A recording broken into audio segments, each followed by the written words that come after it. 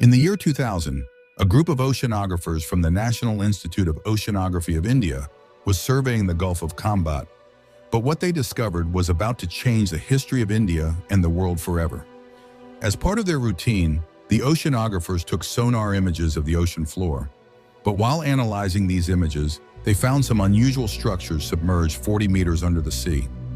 Upon further explorations, the team recovered some 2,000 artifacts and man-made structures, which clearly suggested that there was a well-developed ancient city which the sea has now engulfed. It sent shockwaves throughout the archaeological institutes in India and abroad. Then these artifacts were sent to different labs for dating, and what came out of these tests shook historians and archaeologists to their cores. The artifacts were dated to be at least 9,500 years old, which meant the city must be even older, and were linked to Krishna's Dwarka. The ancient city of Dwarka holds a very significant place in the history of India and its ancient culture. According to ancient Hindu texts, the city was founded by Krishna, whom the scriptures describe as the 8th avatar of Vishnu.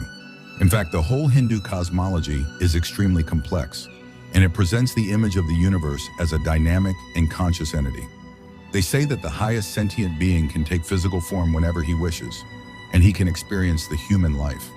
That highest sentient being or the supreme being is known as Mahavishnu, and Krishna is his 8th avatar or incarnation. So when Krishna was living in this three-dimensional universe, he was the ruler of Dwarka. The city itself was not designed by any normal human being, but a powerful otherworldly architect. His name was Vishwakarma, and he had created many high-tech and advanced structures here on Earth.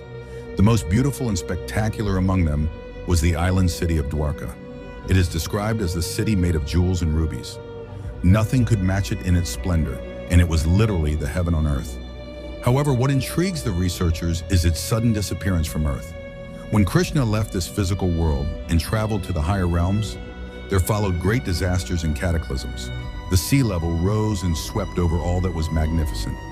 The human civilization of the previous era came to an end, and it seemed as if the Earth was about to reset. All achievements and progress of the previous generations were destroyed. Nothing remained. And now the Dark Age, or the Age of Kali, set foot on this new chapter in human history. The physical, mental, and spiritual capabilities of the humans diminished considerably. Their lifespans were halved and their spark of vitality was gone. This is the description various Hindu texts give us when Krishna left this world. So who was Krishna, and why does the existence of Dwarka matter so much? Well, let's explore this mysterious phase in human history with an event recorded in the Bhagavata Purana. It says that once a king who was also an enemy of Krishna attacked Dwarka when Krishna was not present. The enemy was the king of Salwa, a kingdom in the Indian subcontinent, but it was not an ordinary attack. The text describes that he had possessed a very powerful flying craft called the Sobha Vimana. It was a super advanced high-tech machine which could hurl devastating missiles at the target. The author describes the attack as if he had witnessed it with his own eyes. Dwarka trembled by the thunderous sounds coming from the gigantic machine hovering in the sky. It almost blocked the sun and began to rain devastating fire on the city. There was chaos everywhere in the city. However, Dwarka retaliated. It had extremely sophisticated defense systems of its own. The text says it fired arrows which intercepted the hurling fires coming from the aircraft. This is how a war was fought in the ancient city of Dwarka. These writings clearly suggest that the civilization of Dwarka was not a primitive one, but a highly technological civilization.